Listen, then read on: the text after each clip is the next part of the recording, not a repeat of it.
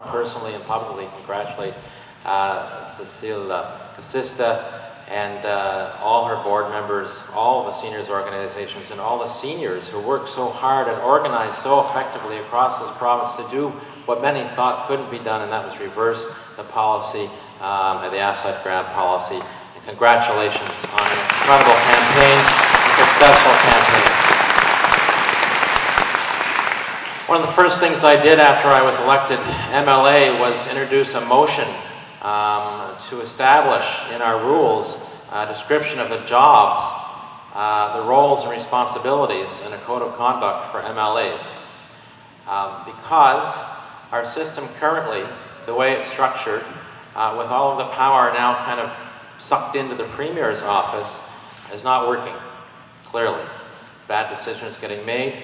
The supremacy of the legislature, which is the one outside of elections, the one institution that is charged with holding the Executive Council, that's the Cabinet and the Premier, accountable, is unable to do so because MLAs are unable to do their jobs or don't know what their jobs are because of the incredible control that the parties now influence, the leaders now hold over their members. They're not their members, they're your members first and foremost.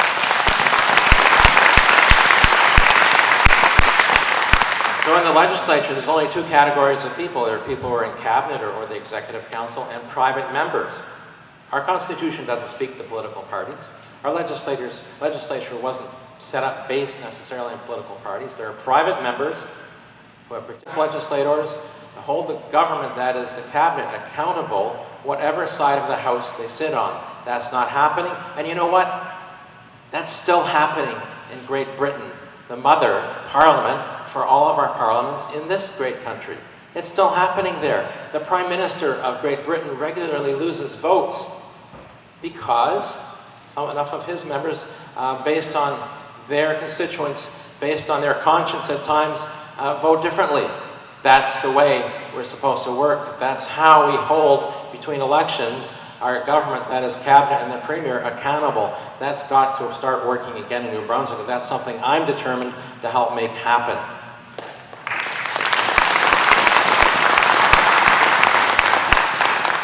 So we've got to liberate our MLAs to do their jobs. My motion hasn't moved forward yet, and I'm determined to get it there so that we get that out for debate and ultimately see that established. It's been done other places, and we need to do it here.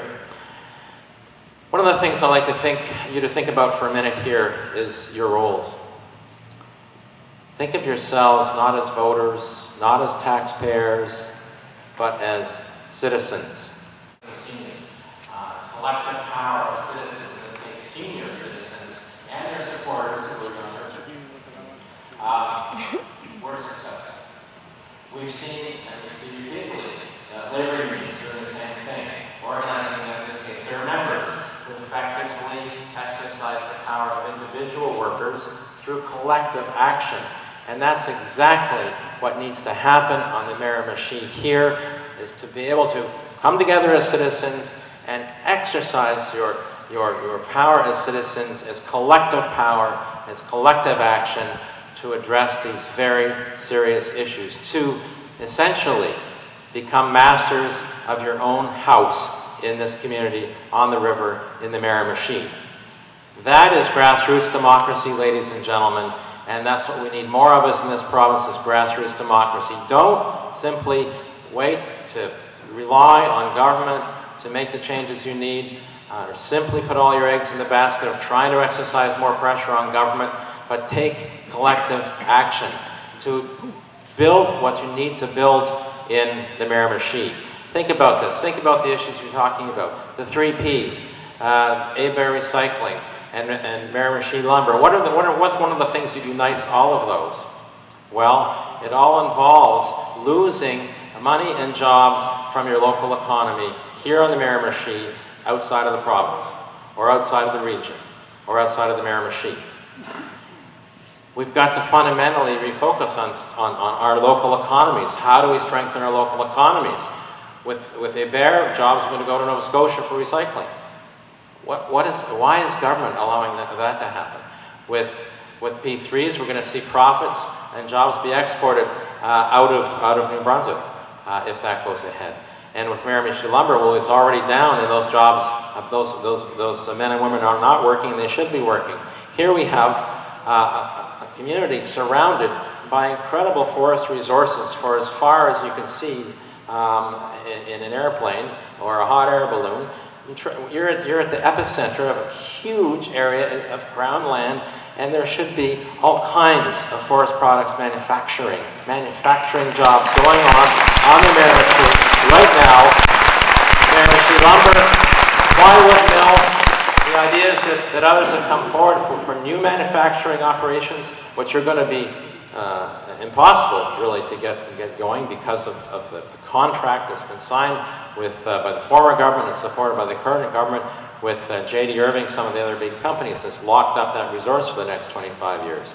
That's a big problem. That's why I brought a bill to annul that contract, and that's why we had a debate on the floor of the legislature about that issue. But that's key. So think about it this way.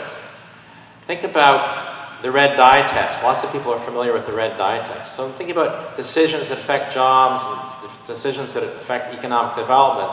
You put the red dye in, and if that red dye stays in the Miramichi and continues to circulate as money, as jobs, as economic opportunities, then you've got a growing and robust economy here. If that red dye is leaving the Miramichi, if that red dye is leaving New Brunswick, then the economy is going down, as it has.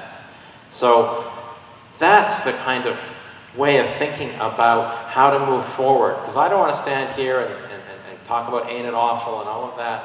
There's lots of problems, and it's important to analyze those problems and ask why 5 times. Why? When you're looking at these problems, when they bear Miramichi Lumber, or why the P3 is being proposed, ask why 5 times, and by the time you get to the 5th why, you'll discover you have an answer of why those decisions are being made, and have some sense of how to organize to fight those decisions. But here in the Miramichi, when it comes to economic development, with the crown lands that surround this region, the possibility and potential for diverse and various wood products manufacturing operations and other non-forest products businesses as well, for that matter, it really requires becoming master of your own house. Now, Jean-Guy Como here in the Miramichi for years has been fighting and struggling both for woodlot owners and to promote the idea of community forestry.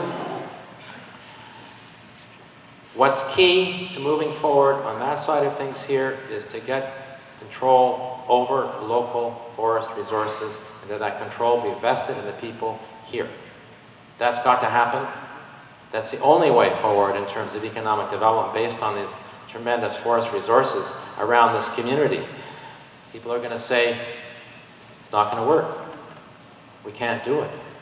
You know what? That's how government talks. That's why we have so much difficulty moving forward and doing new things, because our governments constantly are telling us, can't be done. Can't be done here.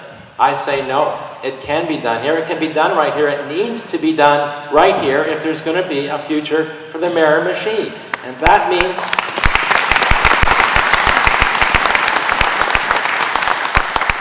coming together and building a plan for economic development on the Miramichi, building a plan for controlling the forest resources. And folks, you're going to have to do that in cooperation with the First Nations. I know that's a big step, but it's got to be done, and those lines of communication have to be opened now. But can you imagine if this community collectively, through our regional council, our regional board, that was accountable to the people here, had control over the local forest resources? The kinds of decisions that we made. Those decisions we made in the long-term interests of the Miramichi. Those decisions will be made to advance the well-being of people and families and the community right here. Those decisions will be made with a view to what our children and grandchildren need in our communities for the long term, because that's what drives us all, right? That's what drives us all. How are we going to ensure that our children have something, that our grandchildren have something that is sustainable, that is fair, and that ensures that they have a good quality of life? So that's the challenge. And it requires organizing. And it's a tremendous initiative to organize these meetings, and it's so important to come together in these town halls. But the next step is to organize action. To organize action. Come together and ask the 5 whys. Come together and lay out a plan of action. 3 points, 4 points, 5 points.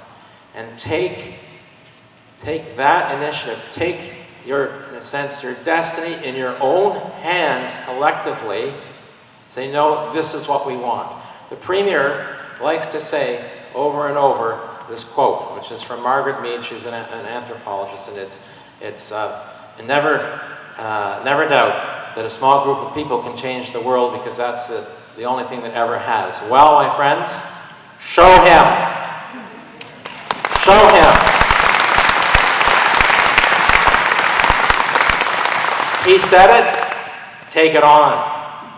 Take it on.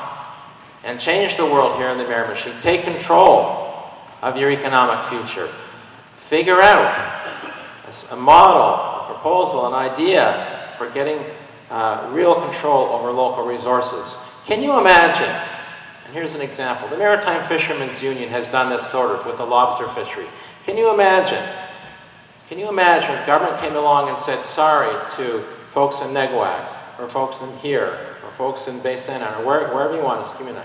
Sorry, you're no longer going to be able to fish those lobster. We've decided that a big company down south is going to take those lobster and process them somewhere else, and you'll have to tie up your boats. Can you imagine what would happen on the wharfs of the fishing communities in this province? But that's what's happened to our forest resources. It's exactly what's happened to our forest resources. We understand that our local fishery, that our lobster fishery is there to provide a basis for strong local economies in our fishing communities.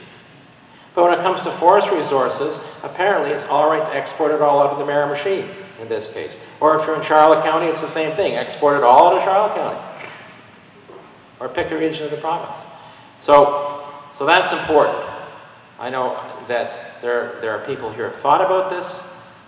It's one of the things that I hope you put on your agenda, and I truly encourage you to come together collectively with an action agenda. No one wants to be a victim. No one wants to feel victimized. No one wants to feel defeated by the powers that be elsewhere. You're going to take the bull by the horns, organize. You've got great advice you can seek from the local labor union locals here. They know how to organize. From the woodlot owners, they know how to organize. Women know how to organize. So, go for it. Thanks very much.